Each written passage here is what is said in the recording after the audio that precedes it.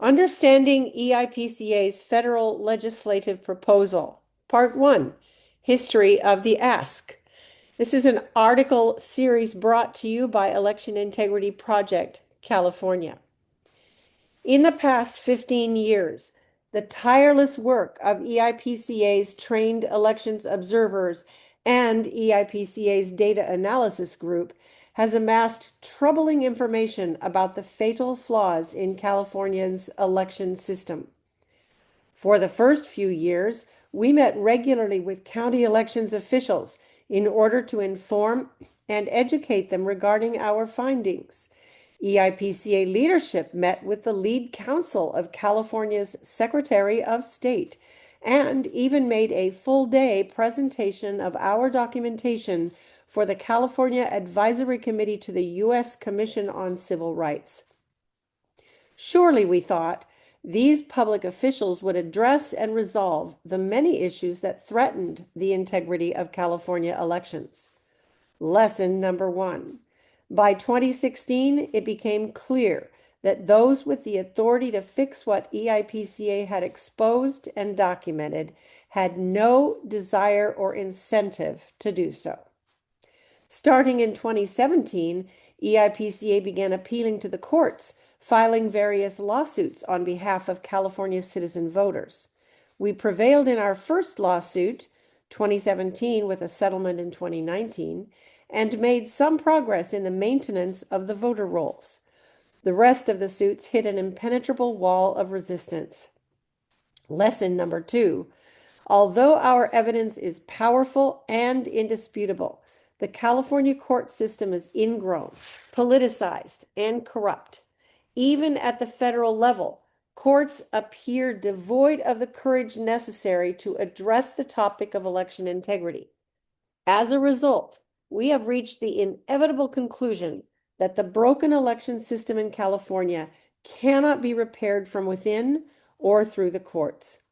We have also watched with alarm as the elements of California's broken system have been exported to other states, so that the open door to election corruption is no longer just a California problem, but a national election integrity crisis. Now, only an act of Congress can put things back into constitutional alignment and restore to the people their right to elect those who will govern them by fair, honest, valid, and transparent elections. Only an act of Congress can restore the people's right to the constitutionally guaranteed Republican form of government and rescue them from the fast-growing tyranny that is the result of massive election corruption across the nation. Many will remind us that the Constitution leaves it to the states to determine the time, place, and manner of elections. That is accurate. But the sentence does not end there. The Constitution goes on to specify that Congress has the supreme authority to make or alter any state elections laws or regulations that affect the election of federal officers as they deem necessary. Therefore, while state and local elections may be as corrupt as a city, county, or state designs them to be, Congress has the authority and EIPCa would contend the responsibility and duty to amend or replace laws and regulations it deems necessary to ensure the integrity of the election of federal office holders, which would be the House of Representatives, the Senate, and the President. This is what EIPCa's proposal is asking Congress to do. Summarized, the elements of our proposal are: number 1, Congress must mandate that a prospective voter provide photo verification that includes proof of citizenship to register and to vote. To ensure that the law does not have a discriminatory or overly burdensome effect, Congress's mandate should require states to provide assistance free of charge for people to obtain the birth certificates or other records necessary to obtaining a voting card during the legitimate period when registration takes place.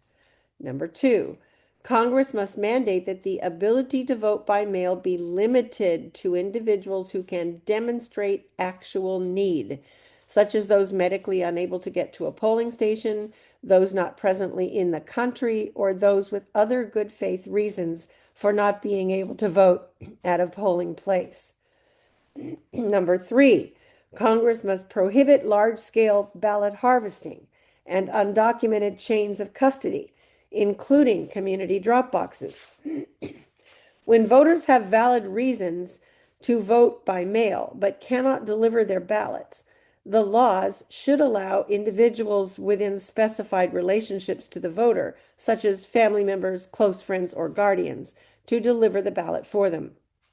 B, likewise, the law should require proper security measures, such as requiring the carrier to sign the envelope in a manner that establishes chain of custody typically required of a ballot.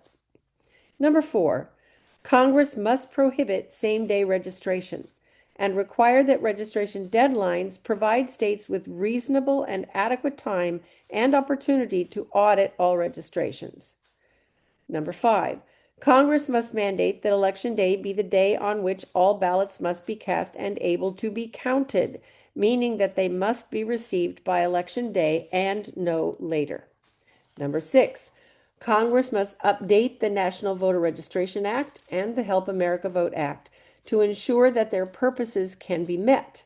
This includes A, creating a federal database for states to use to accurately and swiftly remove from their lists of voters those who are not eligible to vote in that state. B, prohibition of mandatory or automatic registration through the DMV and other state and federal agencies. C, revision of the federal registration form to include proof of citizenship. D, significant shortening of the timeline for identifying inactive voters and removing them permanently from the voter rolls. Number 7, Congress must prohibit electoral systems that are structurally anti-democratic, confusing, and otherwise unreliable, such as the top 2 primary and ranked choice voting. Number 8, Congress must clarify and eliminate inconsistencies regarding voting from overseas, including aligning requirements with those of in-country voters. Number 9, Congress must limit the number of days of walk-in early voting to a maximum of 7 days. Number 10, Congress must prohibit any and all election technology, such as electronic poll books, voting machines, and ballot marking devices, due to their inherent and unpreventable vulnerability to pre-programming or remote and algorithmic intrusion. 11, Congress must call for a return to in-person voting with watermarked paper ballots that cannot be replicated and require supervised hand counting at the precinct level. This article series will explore each of these proposals in depth, presenting justification for each and EIPCa evidence of their necessity. Please join us for the journey.